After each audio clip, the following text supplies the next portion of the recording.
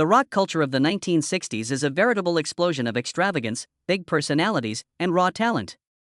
One of these names reverberates across time: Jim Morrison, the mysterious and tragic lead singer of The Doors. In the same vein is one of rock and roll's most divisive personalities. Some see him as a lyrical genius, while others see him as an egotistical prick. Grace Slick, another psychedelic-era superstar, has now come forward decades later with shocking claims regarding Morrison, which have shook followers to their core. However, this is merely scratching the surface. Conflicts, controversies, and Jim Morrison's own issues made his life a living hell. And now we're revealing the shadowy aspect of the infamous Lizard King. Grace Slick and Jim Morrison's spat was one of the most fierce in the turbulent, creative, and intensely personality-driven 1960s rock music scene. They ran into one another on a regular basis because they were the lead singers of two revolutionary bands from that era, Jefferson Airplane and The Doors. Not only that, but every time they did, negative sparks flew. The enigmatic Morrison was exposed by Slick, who is renowned for her incisive mind and courageous personality. She frequently saw him as a destructive, self-absorbed monster whose acts went beyond simple rock star rebellion, even if many loved him as a prophet and poet. It wasn't merely his crazy behavior on stage or his heavy drinking. It was his demeanor, his total indifference to those in his immediate vicinity. Backstage at a festival where Jefferson Airplane and The Doors played, an inebriated Morrison spewed philosophical rants, insulted fellow artists, and generally made a mess of himself. An angry confrontation that almost escalated into violence ensued after Slick, who never shies away from taking a stand, publicly criticized him for his actions. But Morrison's handling of women was the thing that really cemented her contempt. His pattern of careless and occasionally violent behavior gave him the reputation as a womanizer, and it wasn't an exaggeration. For Slick, a woman who had battled for equality in a traditionally male-dominated field, Morrison's behavior was despicable. A piece of music or song that is an unadulterated manifestation of happiness is something I enjoy performing. Among the rock circles, rumors circulated about Morrison's tense encounters with the ladies he encountered. Rumors that Slick revealed later on corroborated by whispers. Crafting an accurate depiction of Morrison, divorced from the idealized image that a number of her admirers continue to hold on to. Morrison had many adversaries beyond Grace Slick, but he was never one to back down from a fight. He got into fierce feuds with a plethora of music business heavy hitters due to his volatile and frequently violent nature. The feud with Janis Joplin is legendary. What began as an amicable meeting at a party escalated into a violent confrontation when Morrison, visibly intoxicated and aggressive, began to verbally abuse her, making sexist comments and physically seizing her. According to reports, Joplin, who was known for her fearlessness, shattered a bottle over his head in an attempt to subdue him. Morrison, rather than taking the incident to heart, dismissed it with a laugh and subsequently boasted about it, claiming it was a badge of pride. There were other instances like this. His reputation as an irresponsible provocateur and a gifted artist grew in tandem with this pattern. Morrison was a potential explosive even among his own bandmates. Even though Doors pianist Ray Manzarek frequently served as a go-between, Morrison and the rest of the band, particularly drummer John Densmore, were clearly at odds with one another. Morrison's unpredictable antics in the recording studio and live performances were becoming to be too much to bear. When he did show up, it was usually after a long night of drinking, and he would utterly ruin recording sessions by slurring his words and occasionally flat-out refusing to record. Because he was so unpredictable, the band wasted time, money, and patience on sessions that ought to have taken hours but instead lasted days. His live shows started to focus less on music and more on spectacle. He would insult the audience, leading them to violent outbursts, and occasionally pass out while performing.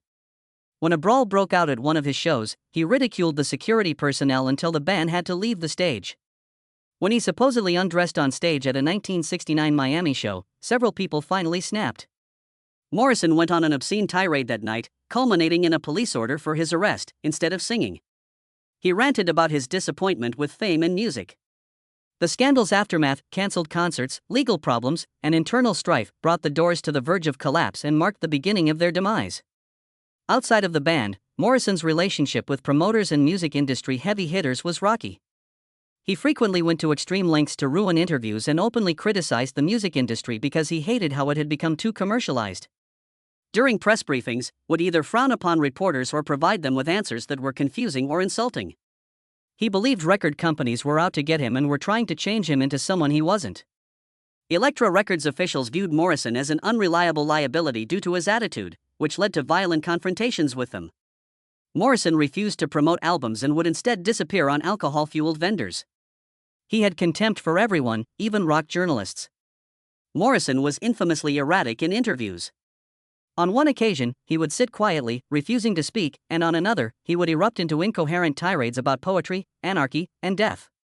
Morrison was discovered unconscious in a hotel room in 1970, with empty bottles and cigarette burns on the carpet, according to one reporter who was assigned to interview him. Many in the music industry had given up on him by the early 1970s due to his unwavering refusal to play the industry's game. He was a tough figure to handle. Addiction, self-destruction, and inner difficulties were a downward spiral in Morrison's personal life as well as his professional one. Many thought he had found his soulmate in Pamela Corson, but their relationship was unstable. Drugs, jealousy, and continual infidelity drove their poisonous, passionate, violent love. Within minutes, their intense affection might turn into a violent argument. When Morrison would leave Pamela in misery for days at a time, friends would remember that he would eventually return home, mutter an apology, and then start the vicious cycle all over again. Their disputes were legendary, breaking glass and occasionally leading to physical confrontations. It was common for Morrison to hurl objects, pound walls, and drive Pamela to the brink of insanity when he was drunk and furious, and Pamela would respond with her own wrath. Anywhere they could get away with it, in hotel lobbies, recording studios, or in front of friends, they fought shamelessly. Morrison seemed to find solace in her, even in the midst of the mayhem. Maybe he saw a mirror image of his own destructive inclinations in her, or maybe he was just too caught up in their twisted relationship to ever really escape. His interpersonal problems were compounded by his strained ties with his family. Morrison severed all ties with his father, a Navy admiral, whom he held in contempt while growing up in a rigid military family. Lack of emotional connection, icy coldness, and strict punishment characterized his youth. His struggle against authority figures probably began with his long history of domestic marginalization. To top it all off, he asserted that his parents had passed away. As if rejecting their presence will deliver him from his shackles, he erases them from his story. Everyone was turned away. As a result of his shameful actions, his loved ones cut ties with him and refused to accept his celebrity status.